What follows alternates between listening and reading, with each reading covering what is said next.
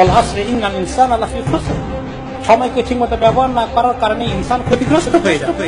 আল্লাহ তার মনোনীত দিনকে পূর্ণাঙ্গ করেছে। ওয়া মা আতাকুমুর রাসূলু ফাখুযুহু, রাসূল যা দেন তা গ্রহণ করো। ওয়া মা নাহাকুম আনহু ফান্তাহু, আর যেটা নিষেধ করেন সেটা বর্জন করুন। কারণ বাইবেল পরিষ্কার ভাবেই বলছে, পিতা তার পুত্রের অপরাধের ভার বহন করবে না, আর পুত্রও তার পিতার অপরাধের ভার বহন করবে না।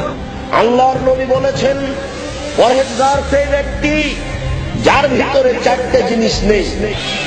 আমরা ওই কাজ করতেই পারি না যেই কাজের মধ্যে আল্লাহ এবং আল্লাহ রসুল এবং সাহাবায়ে কেরাম যেটা স্পষ্ট ভাবে সহিহ হাদিস কর্তৃক প্রমাণিত নয়, আমরা তা করতে পারি না।